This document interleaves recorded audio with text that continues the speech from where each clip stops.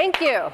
I'm Jackie, and I'm going to talk about leadership and the generative power of communication, which is something I've been studying and working with for some time. I'm particularly interested in how leaders use communication and how it impacts what they're looking to do. Many of us are experiencing a lot of shifts and changes and turbulence in our lives and in the businesses that we're working in. A lot of leaders are finding themselves suddenly having to get everybody oriented in a new direction. More with less. Do more with less is a favorite one. Or focus on the customer more completely. Or just learn how to do things differently, be different. Downsize, whatever. So we talk a lot about culture change and change management, engagement. And at the heart of it, for me, is getting other people to do what we want. So how do we get other people to do what we want? So that's what I'd like to talk about. We'll lock the door on this. And I'll use a couple of stories. I'll share what I'll learn through a couple of stories. So step one in the art of getting people to do what you want, know what it is you want people to do. I read a while ago a story about a CEO. He looked out the window one day, got enraged, went to his computer, dashed off an angry email.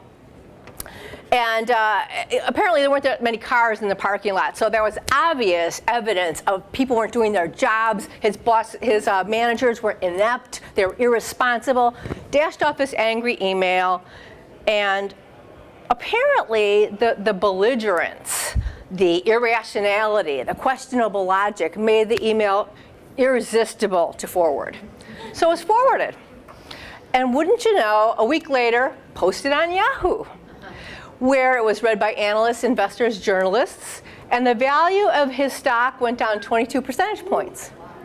So, what was he wanting people to do?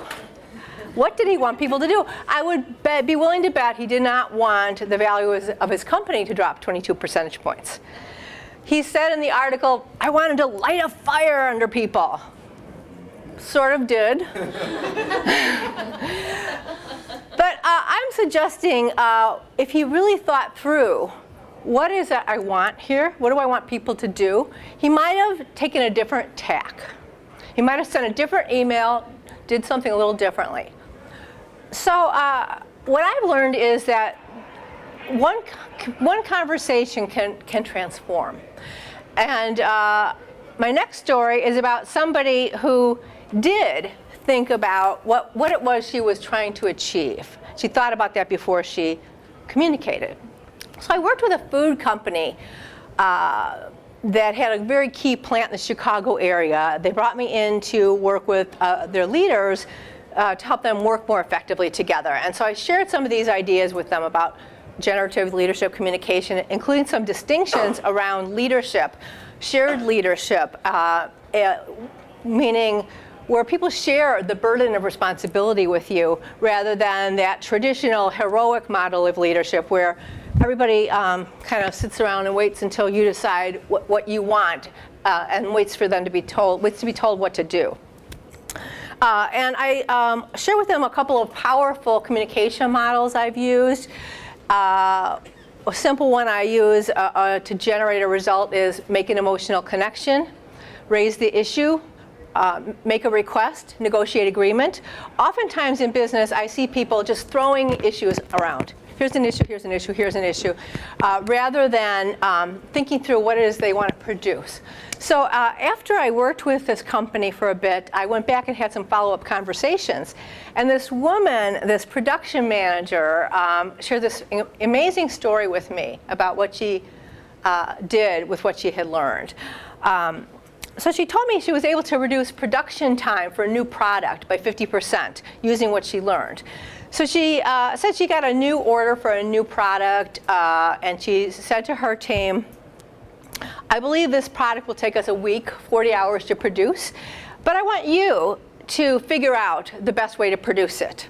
I want you to figure out what machines to use, how to set up the line, how to open up the cans. And these are factory workers. And I want you to let me know as soon as you think it's going to take more than 40 hours, alert me immediately. And as soon as you realize there's a more cost-effective way to do this, I want you to do that. So she was proud to say that these people figured out a way to produce this product in 2 10-hour days, saving all that production time, saving all that labor cost. And I want to talk about the divergence between these two people. So I suggest that this particular leader in the first story, the email story, that I'm suspecting that wasn't the first time he communicated like that with his people.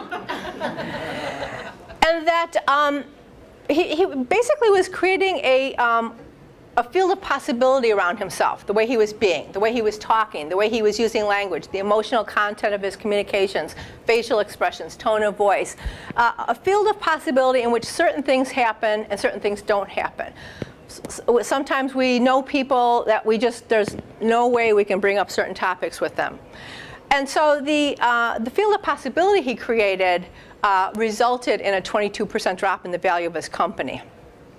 Whereas the woman I'm talking about, she had a great rapport with her people. They had a lot of regard for her. And this was a very good company that was rapidly growing. They believe the owner was somebody that they really liked. And so the idea of being given this new responsibility, this opportunity to produce something unexpected, was something that they welcomed, and it was a fun idea for them. And because this company had healthy profit sharing, they knew that by being more productive, that opened up the lines for more products, more profitability, more work for them, and so on. So in closing, what I'd like to say is, the woman was promoted, by the way, a year later to run the whole facility. In closing, what I would like to say is that in order to get people to do what we want, we need to know what we want.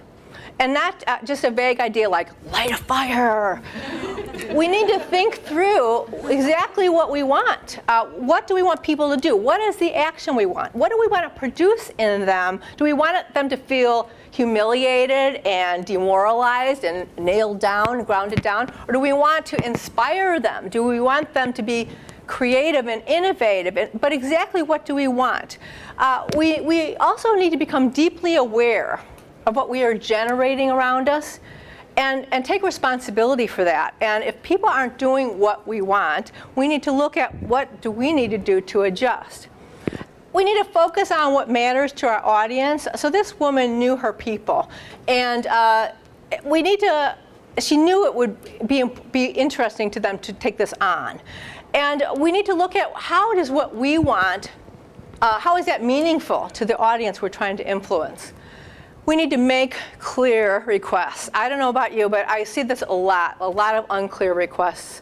And we could even say in a request, I'm not so clear about how to do this. That's part of the request. And we need to negotiate agreement rather than assume agreement. I believe if more leaders operated as if they understood the incredible power of communication and how they're being to impact the results they're looking to produce, we would have better places to work, we would have better relationships with our people and our customers, and we just might change the world. Hey.